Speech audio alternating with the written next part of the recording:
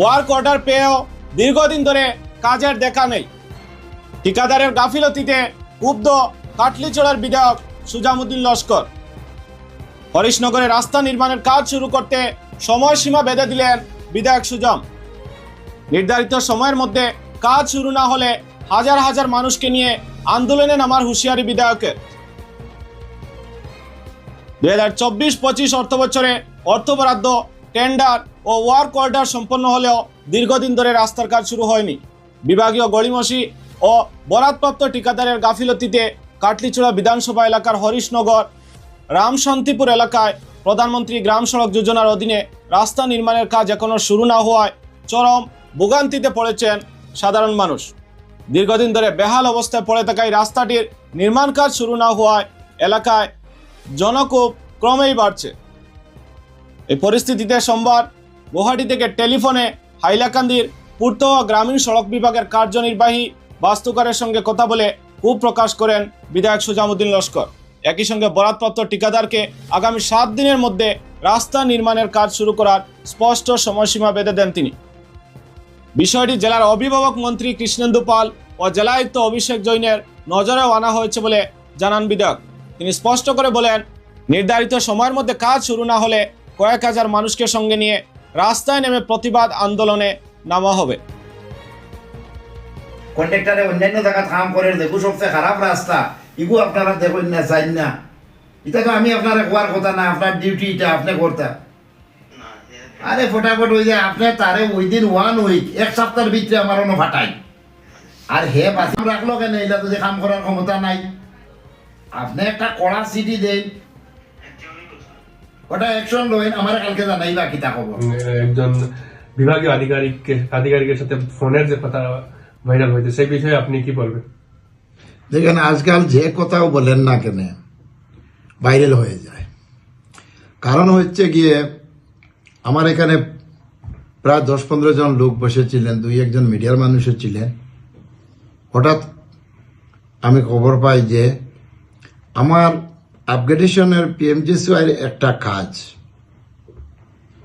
24 ইংরেজিতে টেন্ডার হয়েছে।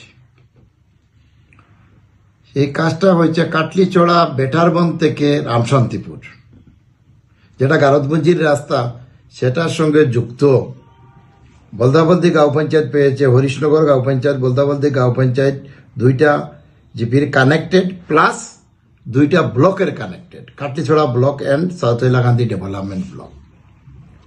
বহু দিন থেকে মানুষগুলা কষ্ট করতেছে, রাস্তার অবস্থা খুবই ভয়াবহ। প্রধানমন্ত্রী গ্রাম সড়ক যোজনার যেটা আপগ্রেডেশন, সেটাই সুযোগ পেয়ে আমি রাস্তাটির নাম রিকমেন্ডেশন করি।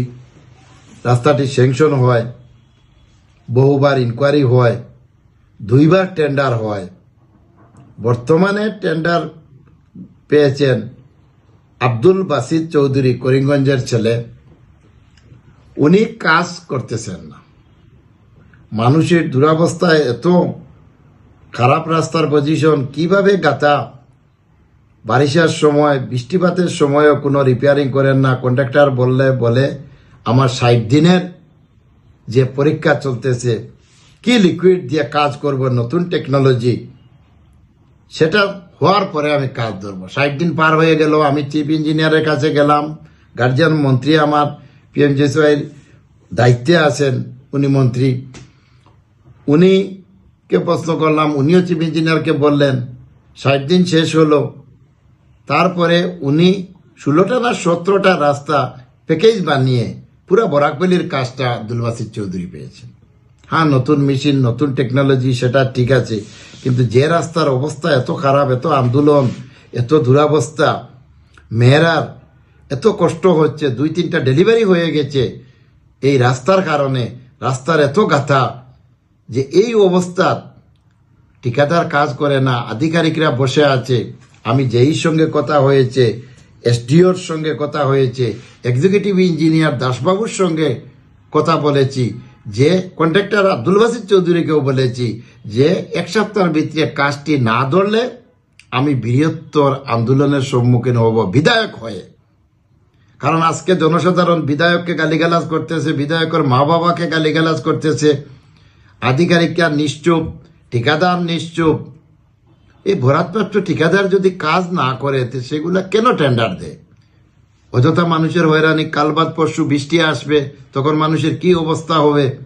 তা আমি বিশেষ কাজে গুয়াহাটিতে আছি, আমার ট্যুর আছে ডিআরএস কমিটিতে, আমি সেগুলা সেরে 20-21 তারিখ ঘুরে যাব। 22-23 তারিখের ভিতরে কাজ আরম্ভ না হলে আমি আমার এই রাস্তার এরিয়ার মানুষগুলাকে নিয়ে আমি বসবো। আজকে আমি জেলাধিপতি অভিষেক জয়েন্ট সাহেবের সঙ্গে আমার কথা হয়েছে। উনি বলেছেন সম্পূর্ণ রাস্তার নাম, অ্যামাউন্ট, ঠিকা সবগুলা দেওয়ার জন্য আমি দিয়েছি। উনিও বলেছেন পদক্ষেপ নেবেন, এক্সিকিউটিভ ইঞ্জিনিয়ারও বলেছেন পদক্ষেপ নেবেন। আমি 1 সপ্তাহ দেখব। যে রাস্তার এস্টিমেট অ্যামাউন্ট হচ্ছে 4,72,07,000 টাকা, মোটামুটি 5 কোটি টাকার একটা কাজ 1 বছর থেকে পড়ে আছে। আমি মাননীয়